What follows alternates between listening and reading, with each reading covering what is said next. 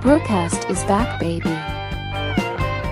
This BRUCAST episode is brought to you by the BRUCAST Store. Explore a store filled with awesome goodies from hoodies to t-shirts to mugs. We've got you covered. Stay in style with BRUCAST. Embrace the shock, set the trend. Visit now brew-cast.com/store. Link below.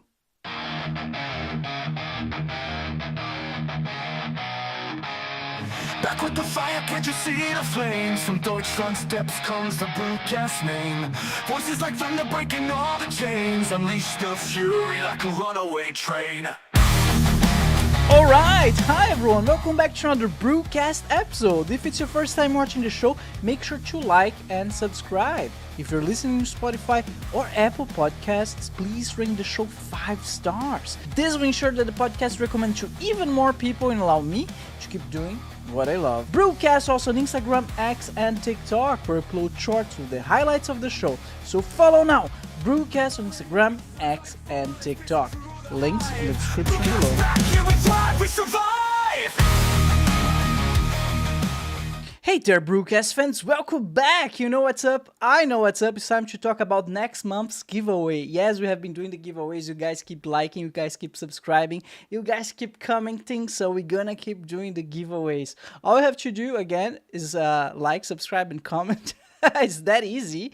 And we're gonna announce the winner of next month's giveaway at the end of next month. So right now we're in June. We're gonna announce the winner at the end of July 2025. As always, we're gonna give something out from the BRUCAST store. Here you can see we have some beautiful merch there. I'm holding my cup here, the BRUCAST cup. You can win the BRUCAST cup. You can win the BRUCAST cup. Who knows? It's like a mystery box, loot box, right? So we don't know. All you have to do again is like, subscribe, and comment. See you in the next giveaway. All right. So our guest today is Paul the Brit Hughes. Paul Hughes is a veteran broadcaster and media coach with 10 plus years in radio, digital culture, and leadership. He brings sharp insights into AI, internet trends, expat life, and storytelling that sticks. All right, Paul, how are you doing, my friend? I'm doing good. Yeah, I don't know if I'm going to bring sharp insights, but maybe some insight. Let's start there, shall we? Some insights. And one of them is AI, which, man, just before we start the broadcast, I was looking on TikTok, this guy saying that's the next big revolution. It's like, is as important as splitting the atom. What do you think about that? Well, I mean, I use it in almost every facet of my life already, and I think I probably only signed up for like a GPT Pro account like 3 months ago. It's my therapist, it's my financial advisor, it's my air fry, sous chef.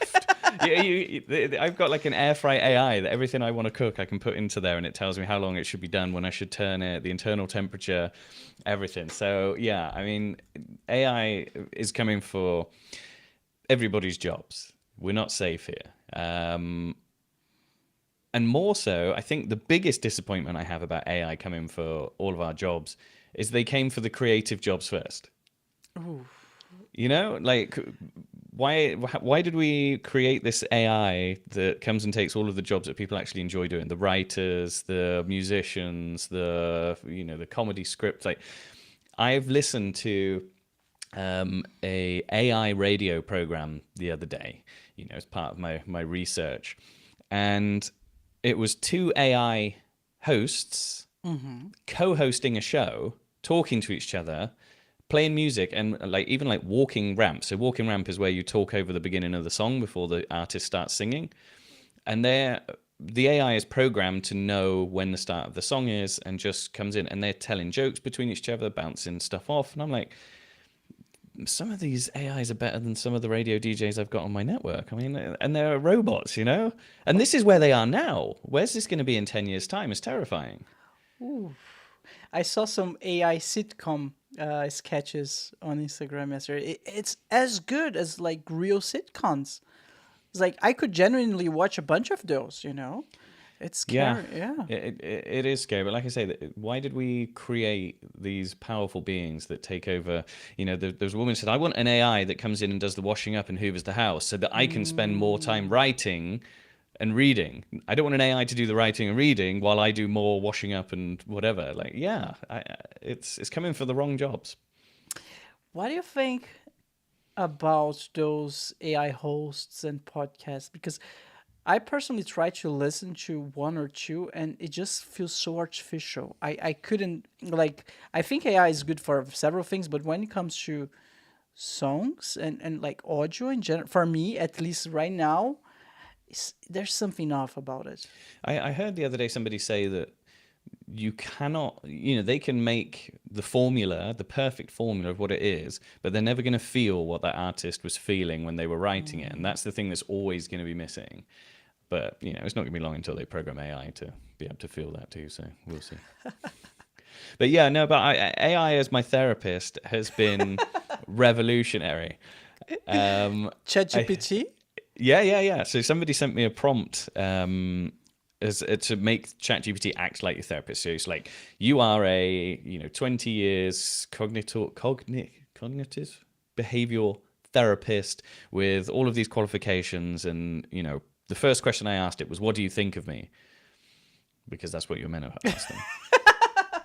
Okay. And it was horrifying. It cut through me like a knife. Like, it called me out on a lot of my people pleasing, a lot of my, wanting to push through change and processes and be important and be the one that wants to fix everything, but like, you don't want to fix yourself, kind of thing, And I was like, I can't believe this ChatGPT has just called me out.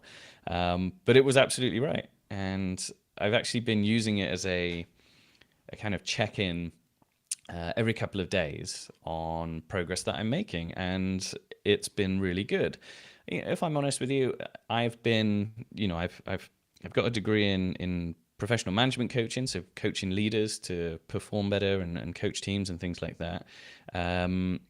So I've been through a lot of coaching. I've been through a lot of counseling and therapy. And this ChatGPT feels as good as I won't say my last psychotherapist, because maybe she might take umbrage to that. But the key thing is that it keeps you accountable every day. You'd go and see a counselor once a week, once a fortnight, and you would catch up on the things. But this keeps me accountable every day, and it's really helping me kind of analyze some parts of my persona that bring me stress. Even though I think they're doing good for me, I think, I'm driven and I'm ambitious, and that's great. But if you are those things to a fault, then you're only doing yourself harm. And I've burnt out several times doing my work to the point where they kind of can't get out of bed, can't think, can't communicate, just absolutely done, ran myself into the ground kind of burnouts. And I really don't want to do that again. And ChatGPT's helping keeping me like a bit honest with all that. Have you tried it? Whoa. Have I tried it? Yeah, I did try it, to talk about like my emotions and how to like surmount certain relationship difficulties that I've been through. And the funny thing is that I didn't like it because it always agreed with me. I would always say, "Hey, ChatGPT, I'm going through this with my grandma." Is like, "Oh, Bruno, you're right. Everything's right. There's nothing to worry about." Like, and then the funny thing, Paul, is like, okay, that sounds so calming. So what's the word? So agreeable. It's like, that sounds sketchy. Sounds fishy. Let me try something else. Then I created a new chat and retold the whole story again, but from my grandma's perspective. What happened is, oh yeah, Bruno is harsh. Bruno, no, you're right. Everything's right. You're old. You're like. And I was like, hey, ChatGPT, I just caught you in a lie. This is Bruno speaking, and then it was like, oh no, I'm so sorry. It's like, you know what I mean? No matter. You're 100% right. It can be overly sycophantic, and I think if you just go into this blindly trusting it, it could really do some damage. You're like, yeah, why not punch your boss in the face and quit your job tomorrow? That's a great idea. Yeah. So I created a second GPT which is it's my no bullshit GPT, and so it's programmed to never sugarcoat anything, to be as objective as possible, to play devil's advocate all the time. And so if I think one of my GPTs is being too sycophantic, I can put the conversation in there and go, okay, give it to me straight. What is this? What are we really talking about? And normally it's even more brutal. And I'm like, okay, somewhere in between is about right. Because, you know, this mean GPT will be just like, listen, you just got to stop the crap. You've got to, you know, do this and stop doing that and stop lying to yourself. And I'm like, but I thought I was making progress. And it's like, you're not making any progress. You're just talking to yourself. It basically accuses me of being a narcissist because I want to talk to them about it and understand my feelings, but I don't want to take any action to fix those feelings or fix the problems that cause those feelings. I just want something to tell me that I'm okay, you know? And once you move beyond that, I think you can make some real progress with ChatGPT. Ooh.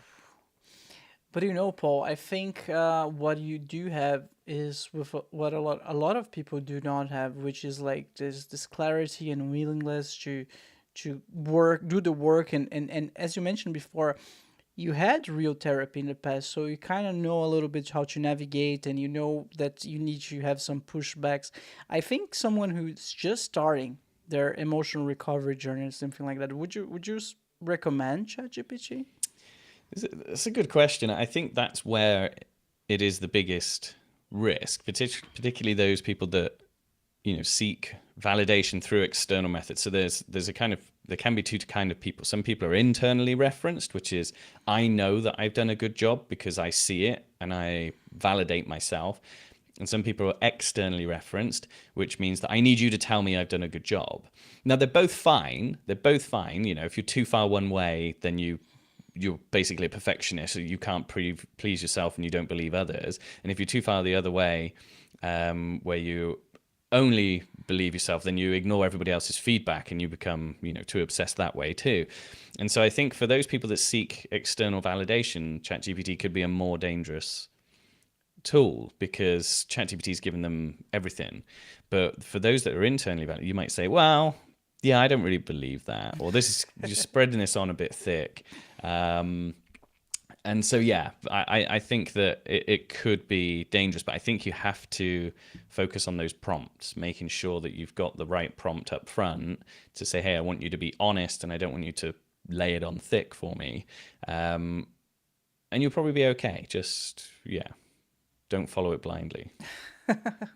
Yeah, it doesn't sound like a good idea. Just do whatever it says. What did I read the other day? I saw someone who was suing OpenAI for what was it again? I won't remember. Oh! Now I remember. So there was this guy. That's a real story. There was this guy. He was a meth addict, like drug addict, and he was trying to quit the whole thing. He was like, I'm not doing any therapy. I have ChatGPT. ChatGPT gonna help me through the whole thing, and then he was very nervous one day, and he was still trying to quit the drug, and he was like, hey ChatGPT, I'm very nervous. I have this presentation at university or at work, whatever. And the guy asked, should I use math just a little bit today, so I can like pass it? Go, what's the term? Go pass. Like take the edge off. Take the edge off, so I can do the presentation. ChatGPT was like, yeah, of course, just do it. If it's just to take the edge off a little bit, just you're okay. You can take it, and like it became huge news. Like ChatGPT tells guy to take drugs, like. To use math. I would have loved to have seen that presentation though. Just the perfect amount of math. I mean, meth on a low dose is just Adderall, isn't it? So, you know, maybe it could help. Maybe ChatGPT's onto something. We should all take drugs for our presentations. Don't follow it blindly, guys. Yeah, this is not real advice. Thank you. Disclaimer. But there's plenty of them out there. I know there's Claude AI. There's I don't know, but I stick to ChatGPT as well. It's my wife uses Claude in her professional settings because Claude is a lot better at that kind of professional settings, doing tasks, working out stuff. But for me, I work in a creative industry, and I found that ChatGPT is good for me. I will use it most days. So I don't get on the microphone very often now as a broadcaster. I have a team of broadcasters, but sometimes I still get behind the mic and do a radio show. And I've programmed a GPT that uses all of my standard operating procedures, all of the training that I've written, all of the laws that we have to follow in the military, and like a radio playbook. And I use that to help me create content. So I can copy and paste a story into my GPT that I've created and say, hey, make this into a 35-second radio break that has a hook, a setup, and a payoff, and it needs to be funny.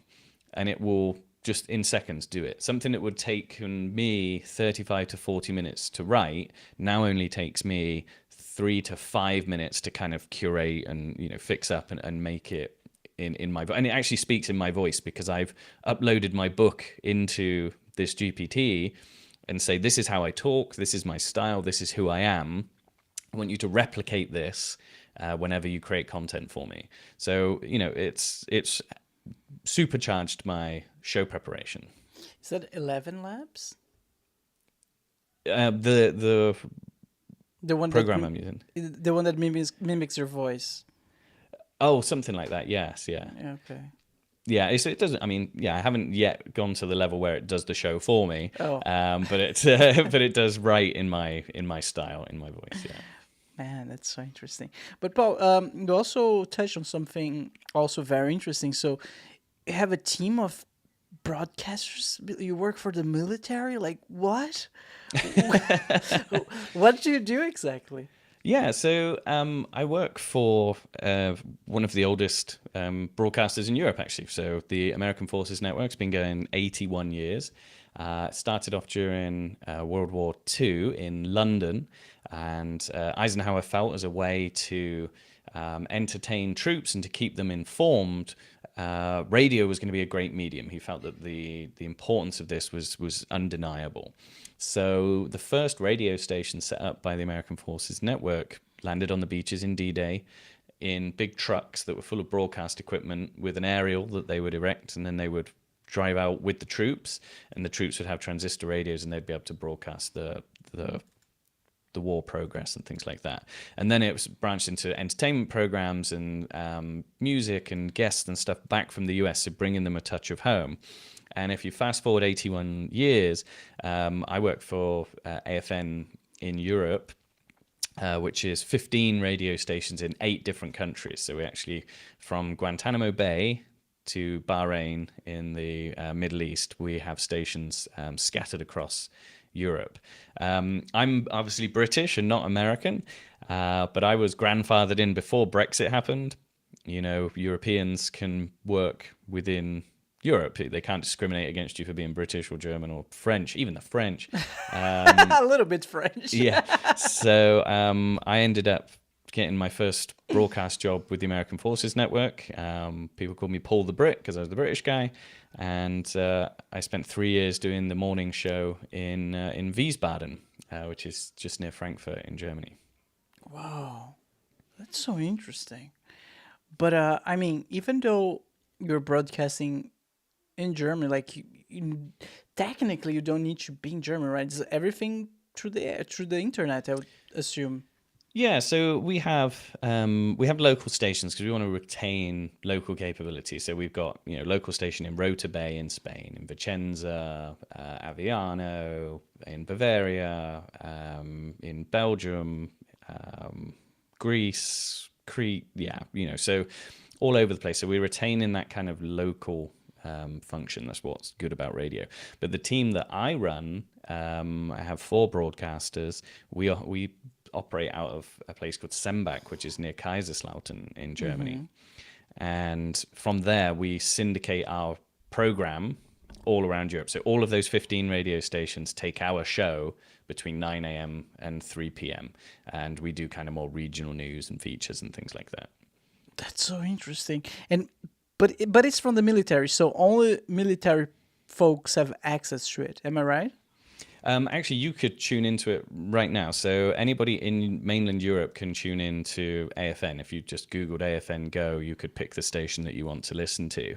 But I think what's most interesting about it is we're the only radio station that actually has soldiers on the air and sailors and airmen. Sorry, AFN Go, American Forces Network Go, AFN Go. Yeah, we're the only radio station that actually has active duty service members as our DJs. We'll get there in a sec. No, American Forces Network, so AFN. American Forces Network. Okay. There you go. That's it. Yeah. So you'd be able to listen now. I mean, we're off air at the moment because it's 8 o'clock at night. We do live programming between 6 a.m. and 6 p.m. And as you can see, we've got Europe and Asian stations there. So we're on the other side of the world as well in the Pacific. But I look after Europe.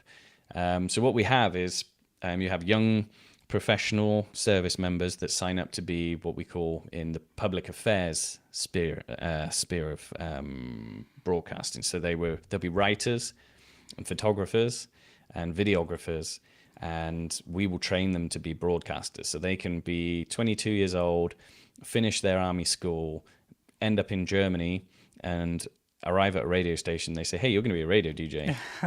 And they say, I'm going to be a what? Because they're 21 years old and they've only ever seen TikTok. They never heard of radio. That was something their dad used to listen to in the car when they were taking them to baseball, you know? So my job and my team's job is to kind of train all of those broadcasters up to a broadcast standard, which is kind of difficult because if you think in the civilian world, you know, for every, particularly in England, for any one radio job, you probably get 500 applicants because radio is a really desirable career field.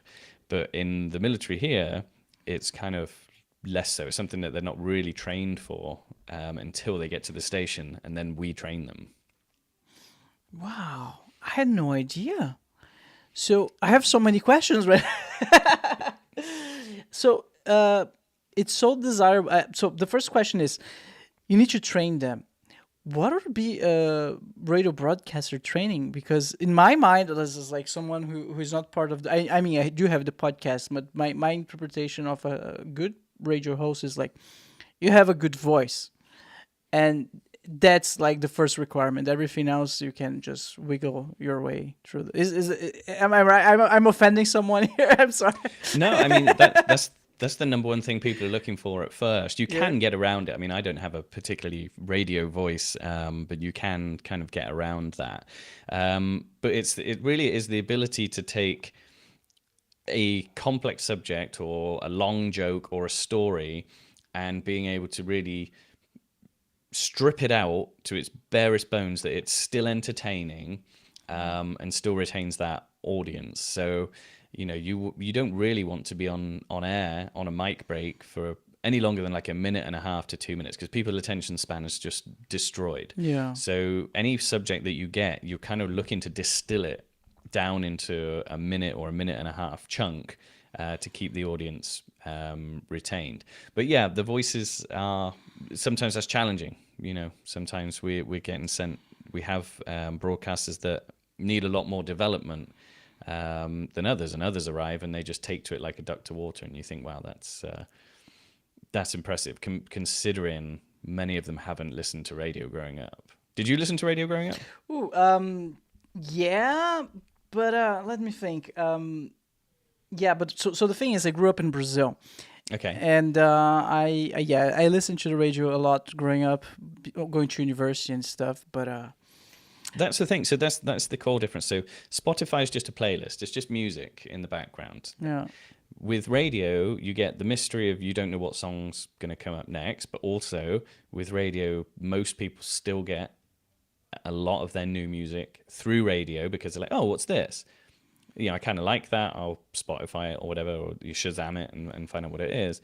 In a way that Spotify maybe doesn't do because they're playing a playlist that they know. Podcasts have long form conversation. So if you want conversation, that's the kind of way you're going to go. But radio still exists in this kind of sweet spot where if you're entertaining and you're interesting, particularly for us, because we have a captive audience. Yeah, you know, if you're American, you're probably not going to listen to Radio 1, but you might listen to AFN. So you've got a captive audience. So provided you're entertaining and competent, people are probably going to tune into you. But yeah, radio for me was a constant companion. I used to do a lot of miles on the road in England, driving through various towns and cities.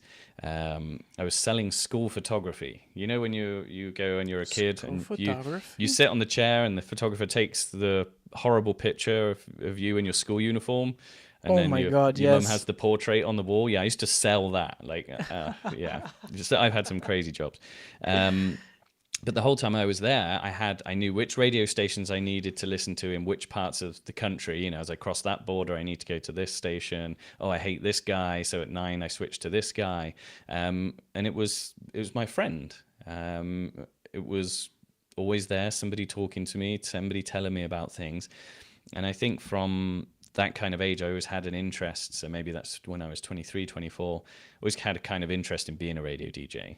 You know, somewhere in the back of my mind, that this dream, it wasn't a dream, because a dream is like something you think that's attainable. It was a fantasy. Yeah, complete fantasy. Who's going to want to listen to Paul Hughes, the school photography salesman from Wiltshire, on a radio program? And so I never really did anything about it until I left the UK and then entered a new chapter of my life. Oh, okay. But I gotta be honest, you do have a soothing voice. I think it helps. Yeah. Thank you. Yeah. I have never done any real voice work, so I think that's just fortunate, I think. But thank you. But I would have to agree with you. Like, it's very funny that you touched on this topic of like the radio and discovering new songs. For the first time, I think in 20 years, I bought a radio this year. Like, yeah, because I started having the same issue that you described. Like, I was on Spotify all the time. I was just always listening to the same songs over and over and over and over and over and over again. And I always would do that, like, especially while taking a shower. Right, and I would always forget my phone, and I would bring my computer into the bathroom, and everything would get steamy. And I was like, "Is that really healthy for my computer? Like all this steam everywhere?" I was like, "No, it's time. It's time." I bought a radio. I put it on the country radio channel, and it's been there for the past 5 months, and it's been a blast. There you go. Well, you actually, where you're from, it's Gutterslow, right, near there? Gütersloh, yeah. Yeah, there's actually a British Forces broadcasting service in Guttersloh that broadcasts out and around. So you can listen to the British Forces broadcast in English when you're driving around, or put it on in your bathroom, and you'd be able to hear them from there. Isn't that legal? Like, I feel so like an intruder listening to the Armed Forces radio show.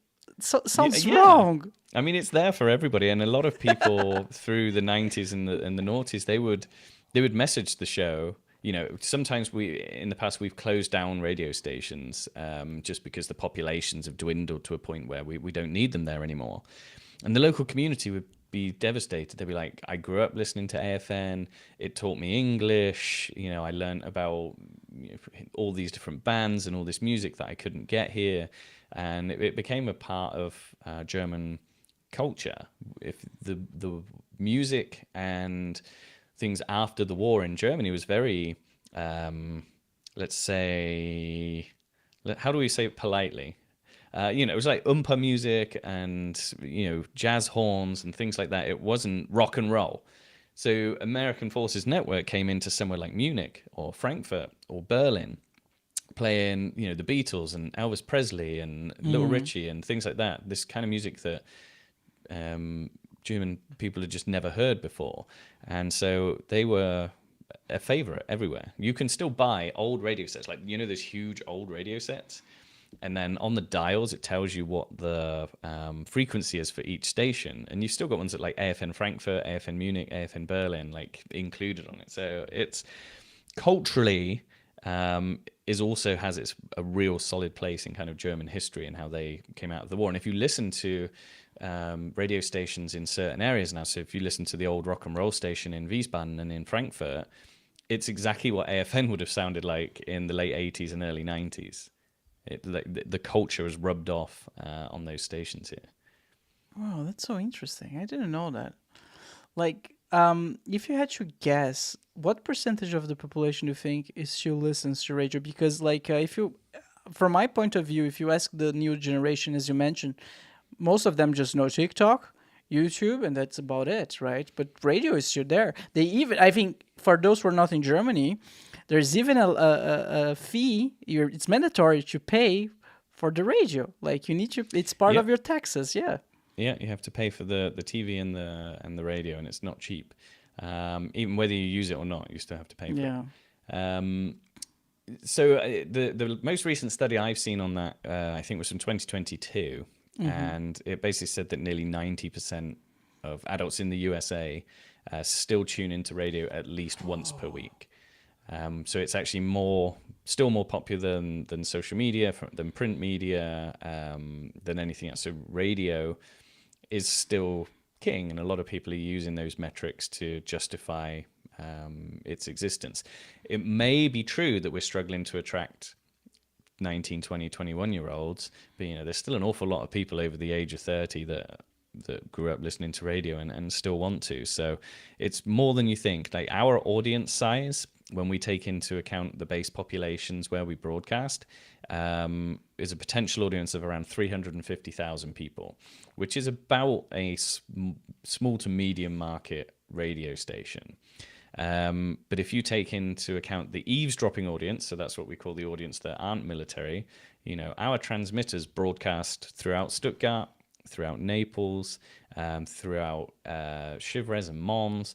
These are all cities that have populations over 1 million people. So there's a huge kind of power projection here from the American Forces Network that all these people can still hear these radio stations in all these big cities. So, it's who knows how many people listen. It's still impossible to tell how many people listen on an FM signal, but probably more than you think. Yeah, I'm sure. And I mean, I've seen enough apocalyptical zombie movies to know that when everything goes to shit, radio is the way to go.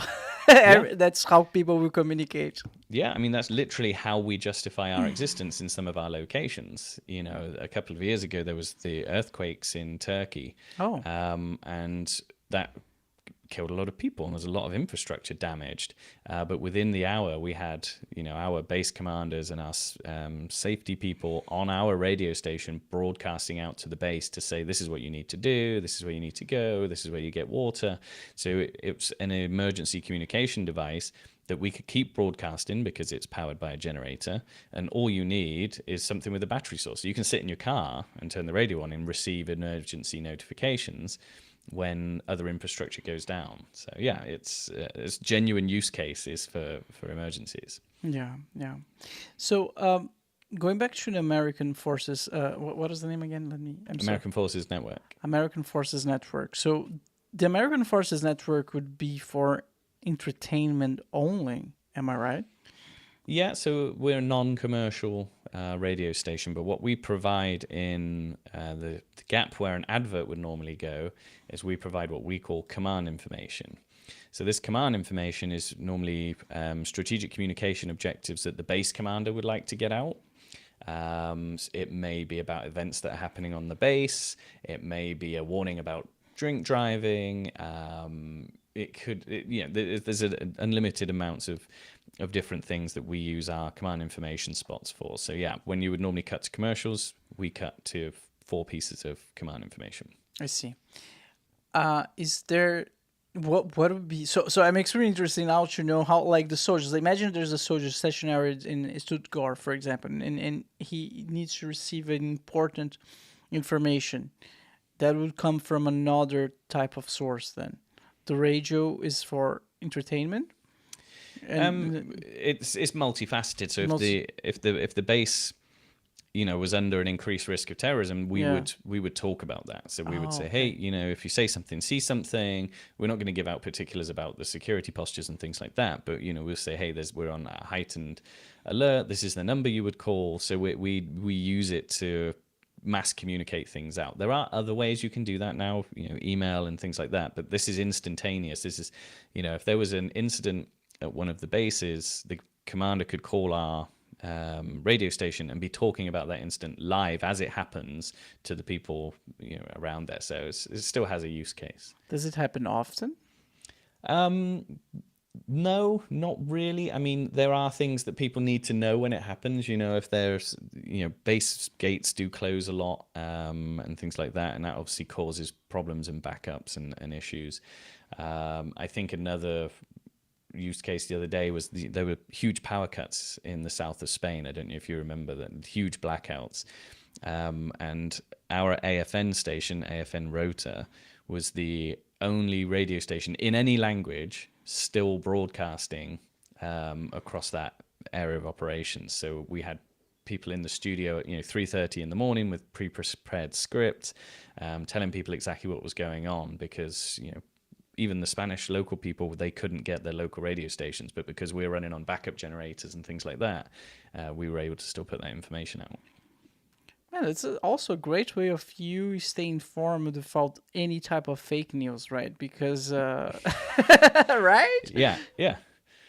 We everything that's coming from us is true, accurate, and really happening, and we work hard to build that trust. We very seldomly will miss radio programming shows. There may be shortages of staff or things like that, but we will always try and be broadcasting so that people know if there ever is an emergency that AFN is right there, and we're going to be telling you what's going on.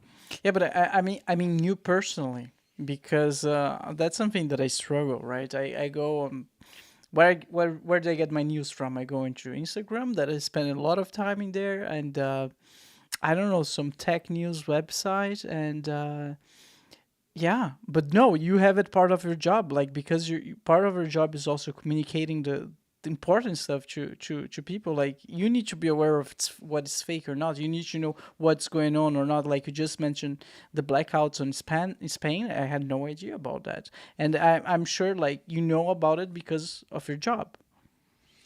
Yeah. I mean, the fake news and we call it misinformation and disinformation in the trade. We're on the lookout for that all the time. We're only publishing stuff from approved news sources, but we also get to talk about what we want to talk about. Our DJs, it's their show, so we want them to share parts of their life with the listener. And so they have to find their own content. So that might be about the baseball game, or it might be about the meal they made last night and things like that. So the content isn't just pure work, command information. Okay. It is a lot of that, but also we mirror kind of normal radio stations as well. Man, that's so cool. So basically, like, the whole setup that you have at home is not for podcasting, right? That's not your main thing? No, I mean, this is all equipment that I've been in broadcasting communications for 10 years now, and along the way you buy the gear that served you best when you were doing a radio show. Like, I really like that microphone, I'm going to buy that. Or I really like those headphones, I'm going to buy that. But yeah, so I first started broadcasting actually in Amsterdam. This is before AFN. I lived in Amsterdam for a year, and I was the co-host and then the host of what's called the English Breakfast Radio. Oh my God. In Amsterdam. Yeah, I was the only English guy on there as well, so that was good. And then we moved to Germany, and when we came to Germany, I was worried that my radio dream was dead, because I'm like, there's no English radio stations in Germany. And we were driving through Frankfurt one day, and I heard an American voice, which isn't unusual on the radio to hear an American voice, but normally then the German voice comes in and overdubs it. But this time they didn't, and I'm like, what is this? And I drove home and I tried to Google it, and I was like, I had no idea there was Americans in Germany. I was in the Royal Air Force, Royal Air Force Reserve, so I had served in the military, and I didn't know that there were still Americans in Germany, let alone 30 to 40,000 of them with their own radio stations apparently. So I contacted them and ended up working for them for 3 years. Then I went into multimedia production, still for the military, so it was great. I was photographing and doing videography on training exercises. So chasing the troops around, filming the helicopters and the missiles going off, and goodness knows what. Oh my God. Then I was in corporate communications, so we call it public affairs in Stuttgart during COVID. So you imagine the misinformation and disinformation going around during COVID.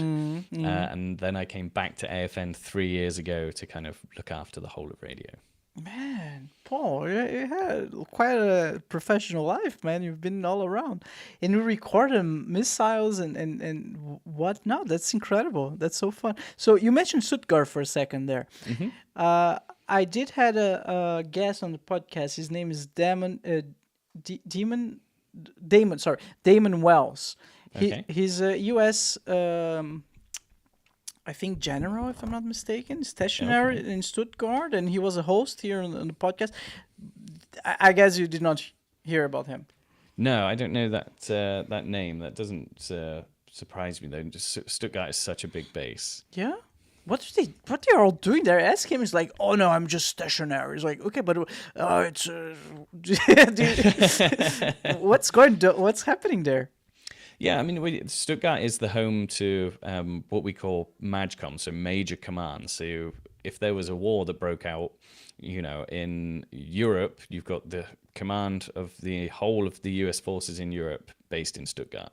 You have the command of the whole of the US forces based in Africa, in Stuttgart. You have the Special Operations Command in Stuttgart. You have the Marines command in Stuttgart. Oh my so God. there's outside of the US, it's like the most concentrated area for kind of American power in the world. That's insane. I think most people. I had no idea about that. I think most people don't, right? No, they don't. I think the Americans are going quietly about their business. If you live in one of those communities as a German person, you know that they're there and you know kind of what goes on. But I think if you're not in that military sphere, then you have no idea. I mean, Ramstein here employs 70 to 80,000 people, and then Bavaria another 40. So it's huge. There's a lot of people here kind of helping to keep us safe and deter kind of adversaries like Russia. They don't want to poke the bear. They don't want to go and bomb somewhere where the Americans are, because that would be trouble. I mean, that's the whole point, right? From what I understand from an outsider, my perspective is from the U.S. military is that they try to be everywhere all the time. It's like how to say in English, omnipotent, Omnipotent, yeah. force everywhere. So just don't mess up with us, because we're gonna retaliate. We're everywhere all the time, and we have the force for it. Yeah. Yeah. But yeah, that's what it is, and that is what President Trump and their administration have such an issue with at the moment, is that, Really? hey, we've been spending so much money and having all of our troops deployed in your country, and whilst we've been spending this money on defense, you guys have been spending your money on, like schools and public transport, social health care, all the things that these guys despise, is what we've been spending all the money on. So it's just why there's such an issue with the US and NATO and the European forces at the moment, because they're like, why are we paying for a European war in Ukraine? You guys need to deal with it. And Europe's slowly stepping up. So it's interesting to see the shift in that dynamic. I think ultimately it's to a loss, because those organizations in NATO buy a lot of US weaponry, but if they see that the US are flip-flopping on these things, they might start buying more European weaponry, which is bad for the US stock investors. But anyway, what do I know? I'm a radio DJ. Well, you probably know more than a lot of people. I mean, especially if you're in the armed forces. Like, it's an armed force radio show, so yeah. I saw, I think yesterday, like some type of attack happened in Iraq, right? There's a lot going on in the Iran and Israel. I'm sorry. Yeah. And a number of our locations out in the Middle East have been put on a higher alert because of the threats the Iranians are making to our locations. So that's the US, the French, and the British forces all have bases out there in the Middle East. But I just hope that it's all a bunch of posturing and nonsense, and things will be okay. But yeah, it doesn't look good. It doesn't look good. But again, I just want to reiterate, what do I know? I'm a radio DJ, okay? I've seen some of the people you have on your podcast. They're a lot cleverer than I am. So, I don't want them coming on and being like, who's this idiot talking about geopolitics and the Middle East? No one's Paul, no one's doing that. Brewcast is about having engaging conversations with all type of guests, no matter where they come from. I have like friends here, like buddies of mine, that they're like, they don't do anything. They just play games the whole day. Like, we have all types of guests. Don't worry. Okay, good. So I'm interested in your opinion, though. Like, what do you think? Like, I saw that some people believe it's World War III. I think it's just clickbait. I mean, people in World War II didn't know they were in World War II until kind of halfway through or towards the end of it. So, Do you think it's a possibility? It could have already started. I honestly was skeptical that Russia were going to invade Ukraine when, even the day before, when you're reading about the massing of the troops and they're saying it's an exercise, you're like, nah, things like that don't happen anymore. Countries don't invade sovereign nations. And then, you wake up the next day and they're like, Russia invades. And you're like, oh, okay, well, that's tricky. So, yeah, I mean, I don't stay up to date on what's going on in the Middle East. Really, I mean, when I was in the Royal Air Force Reserve, I was in Iraq in 2007 for 4 months as part of Optelic 10. Interesting time to be deployed in the desert. And actually, can I tell you a story about that? Of course. So as a reservist, I joined 4624 Squadron. And we're responsible for loading and unloading the aircraft. That could be rockets and tanks and bombs. It could be people. It could just be general freight. But we would be loading C-17 aircraft, Hercules aircraft, and sending that off. So we would do that mainly from Bryce Norton. When you deploy as a reservist, you deploy as an individual and you go and augment an already existing squadron. So maybe, they were 10 people, and they lost 2 to injury, and so they call us up and they say, hey, we need you to come over.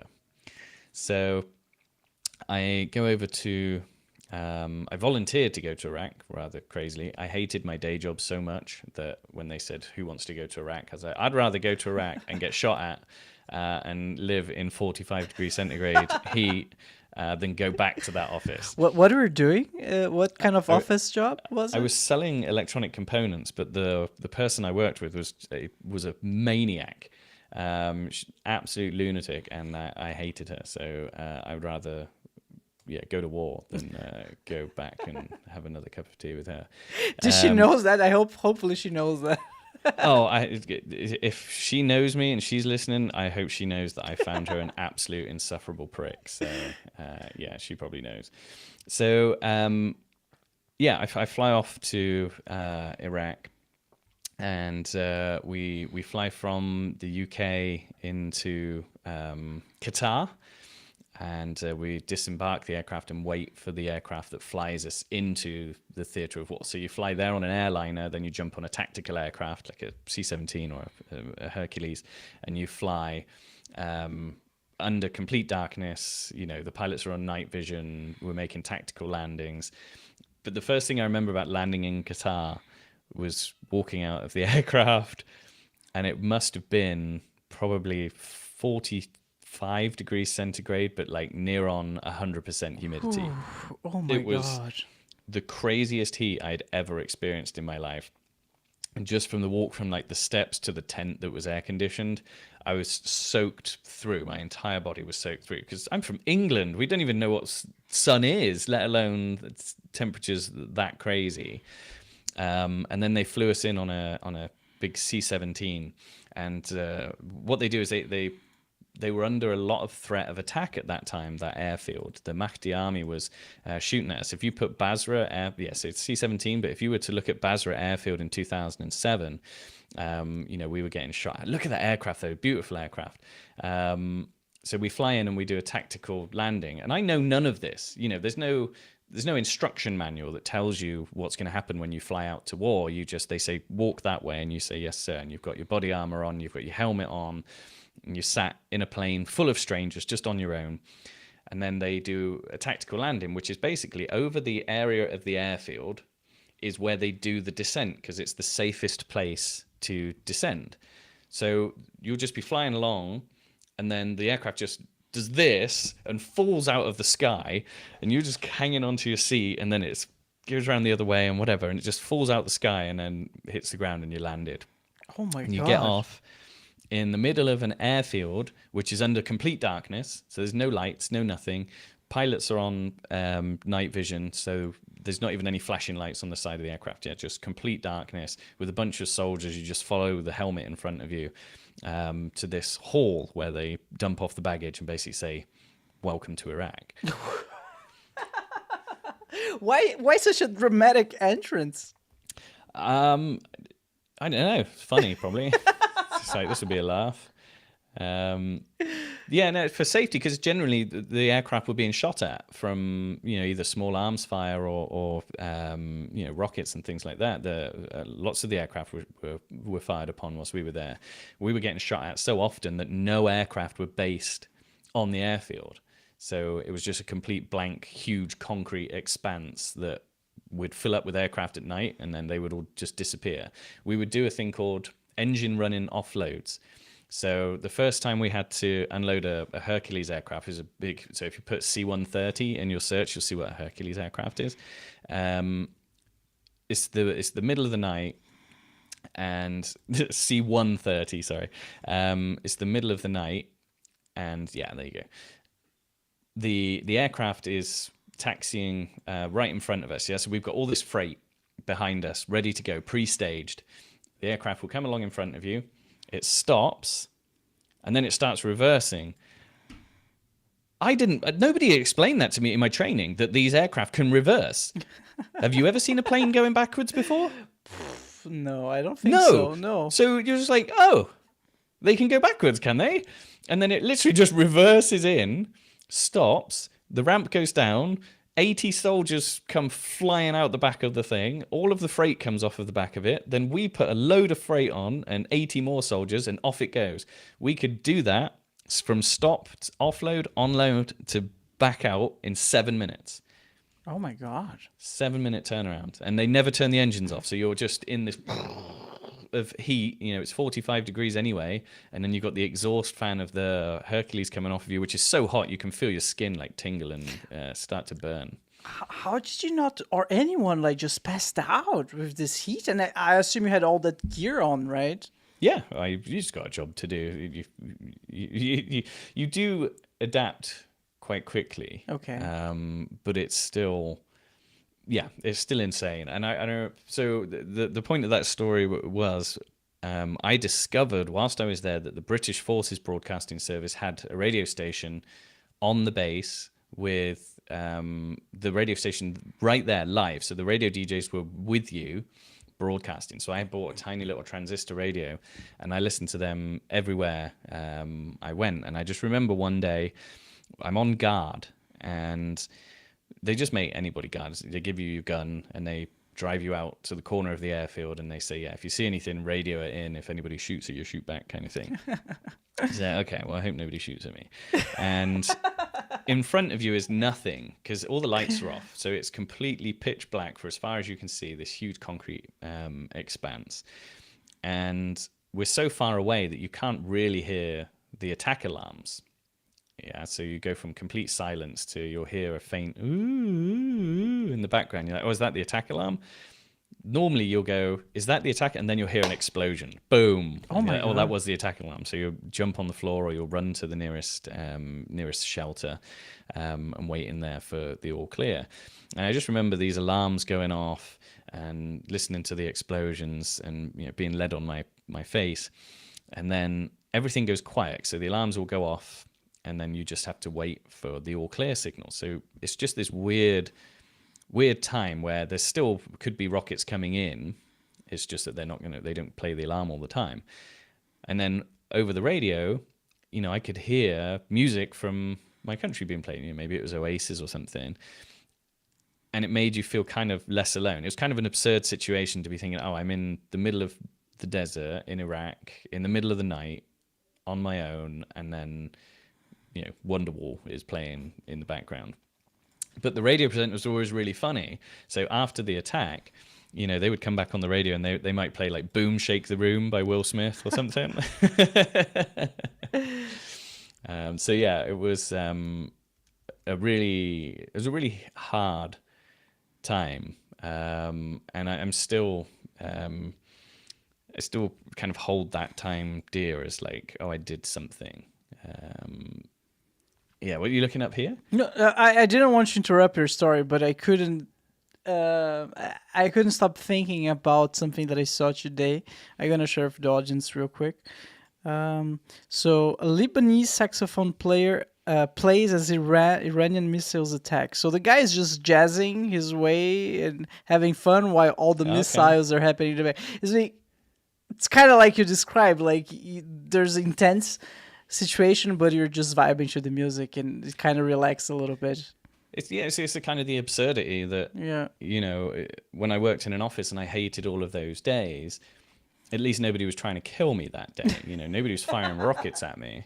But yeah, this reminds me of being out there in that desert. We had a thing called a PHALANX. What is that? System. So it's PHALANX, PHALANX. And it's basically a huge machine gun. Yeah, so put Phalanx gun Navy, and then it will bring up the... Oops. Yeah, so this is the Phalanx. And what this thing does is when the rockets are coming in, so the Mahdi army or whoever would launch, you know, maybe 4 or 5 rockets at once, this thing would be able to compute whether those rockets were going to land in what we called a VP, or a vulnerable point, and it would open fire. But it opens fire as like a machine gun that fires like 1,000 rounds a minute. And if there's a video of it firing, we should play it, because it is the most insane noise you've ever heard. But it would try and shoot the rockets out of the air with machine gun fire. And so it would track. It's more impressive at night, but it would track the rockets automatically. It looks like a tour. I'm not sure if you know the game Portal. Yeah, try that one. So that top one. And go down. Yeah, this one here. So this is what you're led in the middle of the dark with your hands over your head, and then you'll hear the Phalanx fire.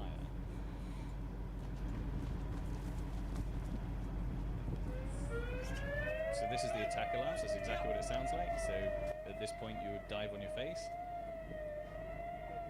And then this is the Phalanx going through the sky. And you're just led on the floor, thinking, well, this is it, I'm about to die then, obviously. So if the alarms go off and the Phalanx don't fire, in general, rockets are going to miss the base. But when this starts going off, it means that the rockets are coming at you, and this thing is trying to shoot you in the sky.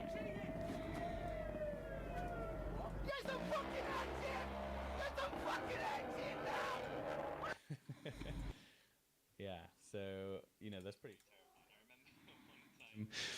We were having to move from where our accommodation was to the airfield, and we all jumped in the transport van that we had, and there must have been 8 of us jumping in this car for like 5 people, and just as we started driving off, the attack alarm went, so we're all jumping out of this vehicle like a clown car, you know, like just more and more people coming out and hitting the ground. And then the Phalanx that was nearest to us started firing, and so the whole ground shakes, and it's, you know, terrifying.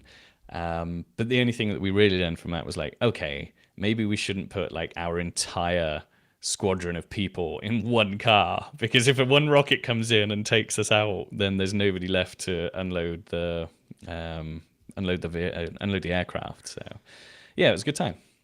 Dude, good time. I'm out of words. I'm terrified. Just that sounds like the sound of death. It's insane. How, like, what? How many times you had to go through that? So I was there for 4 months, and we were attacked 63 times during that time. So I guess after the ninth, 10th time, it was like just routine by then. Yeah, it was. I mean, you know, it is a big area. That's what they tell you on your first day. They're like, it's a really big area. You know, when you hear the missiles coming in, you know, they could be going anywhere. But they were using the aircraft tower. Yeah, so the aircraft tower is super tall. So they were in Basra City. That's where they would shoot from, and they would just line up their rockets on the Basra Tower and shoot at that. Well, the place where I worked was right next to Basra Tower, like right next to it. So yeah, there were nights when it was close. You know, there was nights when you thought, and I've actually got it on video, that you thought that, you know, the next explosion was going to be yours, because, you know, you hear boom, boom, boom, and like it's just getting louder because it's getting closer. And I will say that the sound of one of those rockets exploding is infinitely more destructive than anything you've ever heard. It's not like a firework. It's not like the movies. It is a low, crunching explosion that you can feel in the ground, even if it lands, you know, 2 or 3 kilometers away. Unfortunately, while we were there, there was a rocket attack that hit the Danish compound and killed a couple of Danish soldiers whilst we were there on the base. So, you know, the threat was real and constant, but kept you on your toes. Well, but I'm gonna be honest. If you guys were met, because the Phalanx shot the rocket out of the sky but didn't destroy it, so it just like knocked the tail feather off and it span down into the camp where we were living and exploded and killed 2 soldiers. And that was like 3 huts down from where I was staying. You know, there was still this just charred mess of a building that had been hit by a rocket. And yeah, you know, that happened kind of the week before I went out to Iraq. So that was a bit of an eye-opener. okay. I wonder why you did not stay there, Paul. So it sounds such a lovely holiday there. Yeah, it Yeah. was wonderful. Weather was great. Never rained. But I'm so impressed how precise and accurate those phalanxes things are. So especially at night, is like all controlled by some type of AI, or there's Yeah. Yeah? It's all radar and computers and things. You know, I mean, we're talking 2007, so this is kind of before AI probably was called AI. But yeah, just the sensors can tell the rocket trajectory and the speed, so they know where it's going to fall when it starts coming down, and then an algorithm decides, okay, that's an area that we need to defend, and that phalanx will fire, or it will say, actually, that's going to land on the runway or whatever. You know, there's times where we had to walk, you know, 20 of us walking down the runway slowly in the pitch black, trying to find fragments of rockets, because the people in the tower, this is what I always thought was funny, while the rest of us are hitting the deck and trying to stay out of the way, the people in the tower, it's their job to look out on the airfield and look for the explosion. So they'll look for the impact crater, so that if it hits, you know, near the runway, then we can go and find it and pick up the bits of the rocket, because if an aircraft lands on that, it will give it a puncture and it will you know, come off the runway. Oh man, I had a guest who. Oh, I'm sorry, I forgot your name. We have too many guests. So Paul the Brit. Yeah. no. Sorry, I'm not talking about you, Paul. I'm sorry. The guest. I'm talking about another person, not you, Paul. I'm sorry. So I had another guest who I forgot the name right now, and her whole thing was to treat soldiers from PTSD with with mushrooms, like Okay. and apparently it's very powerful, and it's still like new, but it really helps. And I don't know, like, did you struggle at all with PTSD when you came back, Paul? Initially, when I came back, the main PTSD was kind of fear of loud noises. So I remember being in my shower, you know, maybe a week after I got back, and I think a car backfired, or there was a loud bang from the gas station across the road, and I was literally just dived onto the floor of my shower, and I was like, is that incoming or is it outgoing? Oh, and then I'm like, oh wait, no, I'm in my house in Swindon. It's neither. And so yeah, I've always kind of had a real jumpiness for kind of loud noises, because when we were there during the 4 months, we had an American radar system, ran by the Americans that would give us maybe 3 or 4 seconds warning before impact. So as soon as that siren goes off, your immediate action, Joe, is to dive to the floor, because within a couple of seconds there'll be an explosion. And I remember the one night on the airfield, there's a bunch of Americans in the trailers, and we were loading the aircraft with them because that was our job. And I was like, so what do you guys do? They're like, oh, we're the radar guys. The radar guys, like, where are you going? They're like, oh, we have another mission that's deemed more important, and we're having to fly up there. I'm like, well, what radar have we got now then? And they're like, oh, the British are taking over. I was like, okay, great. The next attack is just like, boom.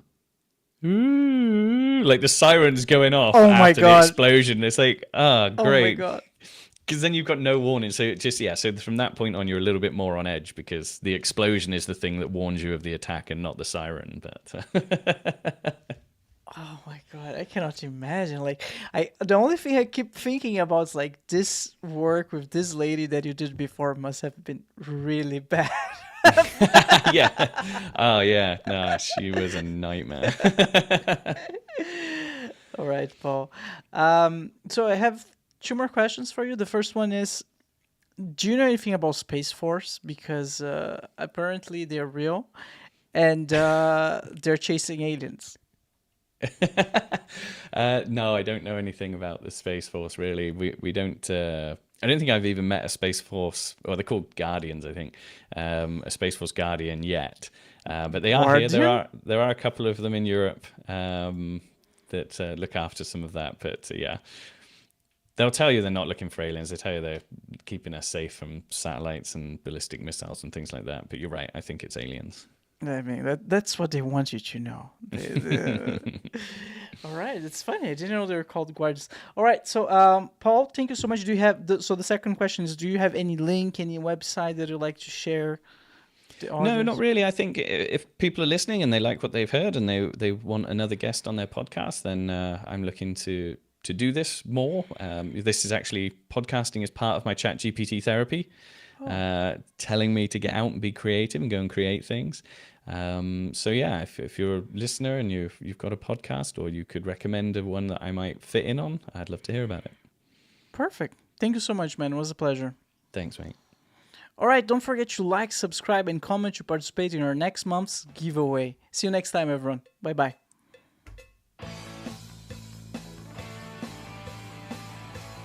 Thank you so much for hanging out with us today. If it's your first time watching the show, make sure to like and subscribe. If you're listening on Spotify or Apple Podcasts, please rank the show 5 stars. This will ensure that the podcast is recommended to even more people and allow me to keep doing what I love. Check out now the Brewcast store, Explore store, filled with awesome goodies, from hoodies to t-shirts to mugs. We've got you covered. Stay in style with Brewcast. Embrace the shock, set the trend. Buy now at brew-cast.com/store. Again, that's brew-cast.com/store. Link on the description below.